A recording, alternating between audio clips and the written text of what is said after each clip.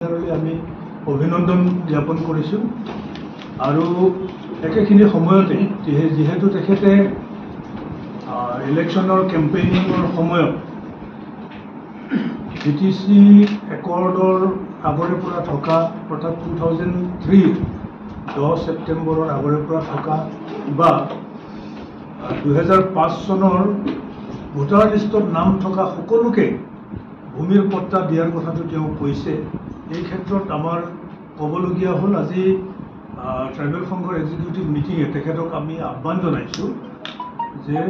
Tribal বেল block গঠন হোৱাৰ পূৰ্বৰে থকা সকলকহে ভূমিৰ পট্টাটো প্ৰদান কৰিব লাগিব। ট্ৰাইবেল বেল ব্লক গঠন হোৱাৰ পিছত যিবিলাক লোক আহিছে তেওঁলোক অবৈধ এনক্ৰচাৰ হয়, গতিকে তেওঁলোকক ভূমিৰ পট্টা দিলে আমাৰ আপত্তি আছে। গতিকে 2010ৰ 10 ফেব্ৰুৱাৰীৰ পৰাই তেওঁ যদি ভূমিৰ পট্টা দিয়ে তেতিয়াহ'লে তাত বহিৰাগত বিদেশী ঠাহ খাই পৰিব আৰু কোকৰাঝাৰ আৰু চিৰাঙৰ অৱস্থাটো ধুবুৰীৰ লেখীয়া হ'ব। গোটেই তাতে মিয়া মুছলমান ভৰ্তি হৈ যাব। গতিকে এইটোক আমি বিৰোধ কৰিছোঁ। গতিকে ভূমিৰ পট্টা দিয়াৰ ক্ষেত্ৰত তেখেতে বিচাৰ বিবেচনা কৰিব লাগিব আৰু ট্ৰাইবেল সংঘক বিশ্বাসত তেওঁ ল'ব লাগিব, আস্থাত ল'ব লাগিব। আৰু আমাৰ সৈতে এলানি তেওঁ আলোচনা অনুষ্ঠিত কৰিবৰ কাৰণে আমি তেখেতক আহ্বান জনাইছোঁ। কাৰণ মাটিৰ পট্টা দিয়া এই গোটেই বিষয়টো ইমান সহজ কথা নহয়, কাৰণ তাত গোটেই ডেমোগ্ৰাফ সলনি হৈ যাব। BTCৰ গোটেই জনগাঁথনি সম্পূৰ্ণ সলনি হৈ যাব যদিহে 2010 বা 2003 10 ফেব্ৰুৱাৰীৰ আগৰে পৰা যদি থকা মানুহক ভূমি পট্টা দিবলৈ যায়। গতিকে এইটো ট্ৰাইবেল বেল ব্লক চেপ্টাৰ 10টোক তেওঁ মান্যতা দিবৰ কাৰণে আমি আহ্বান জনাইছোঁ। দ্বিতীয় সিদ্ধান্তটো হ'ল যে ইতিমধ্যে অসমৰ মুখ্যমন্ত্ৰী ডাঙৰীয়াই কৈছে যে কংগ্ৰেছৰ দিনত এটা ৰিকমেণ্ডেশ্যন আছিল এছেম্বলিৰ যে অসমৰ 6 জনগোষ্ঠীক ST ষ্টেটাছ দিয়াৰ ক্ষেত্ৰত বৰ্তমানৰ জনজাতিসকলৰ যাতে কোনো ধৰণৰ ক্ষতি নহয়, কোনো ধৰণৰ হানি বিঘিনি নহয়, তেনেকৈ কৰিব লাগিব। কিন্তু বৰ্তমানৰ এক্সিষ্টিং চিফ মিনিষ্টাৰ ডাঙৰীয়াই কৈছে যে বৰ্তমানৰ জনজাতিসকলৰ ক্ষতি নোহোৱাকৈ কোনো পধ্যে 6 জনগোষ্ঠীৰ শ্বেডুল ট্ৰাইব ষ্টেটাছটো সম্ভৱ নহয়। অৰ্থাৎ ক্ষতি হ'বই। বৰ্তমানৰ জনজাতিসকলৰ যি 14টা জনগোষ্ঠী আছে ভৈয়াম জনজাতি হিচাপে, এই জনজাতি গোষ্ঠীৰ ক্ষতিগ্ৰস্ত হ'বই। তৎসত্ত্বেও আগন্তুক শীতকালীন বিধানসভাৰ অধিৱেশনত এই বিষয়টো উত্থাপন কৰিব বিচাৰিছে।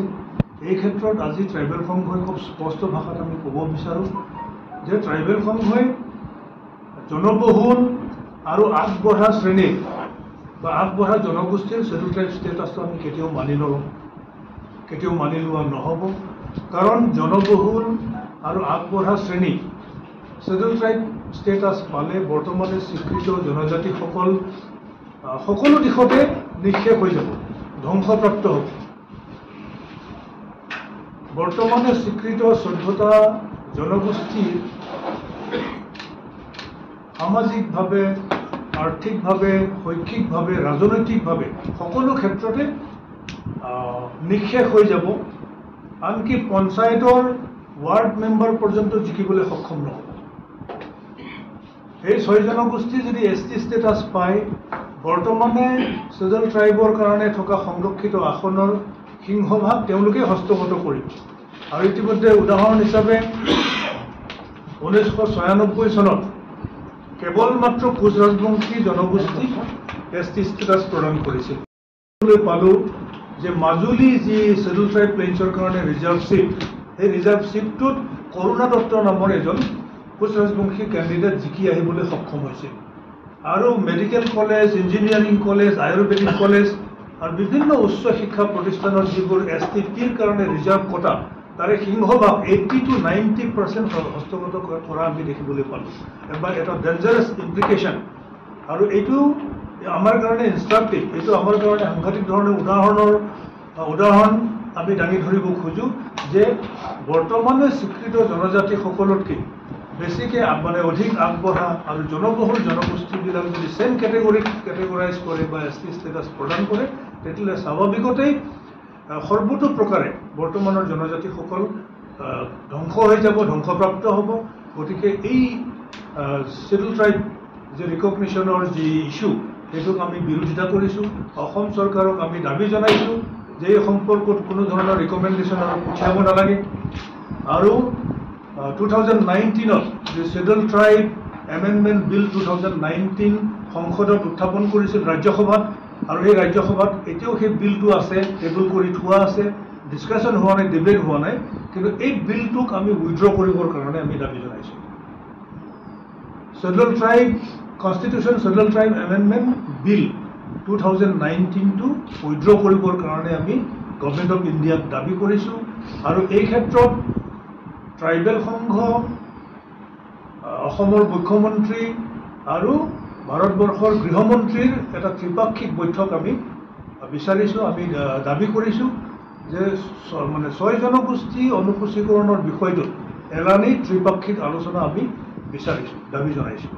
আৰু এই দাবীটো আমি এইকাৰণেই জনাইছোঁ কাৰণ আমাতকৈ অধিক আগবঢ়া জনগোষ্ঠীবিলাক ST হিচাপে ৰিকগনিশ্যন পালে বৰ্তমানৰ যি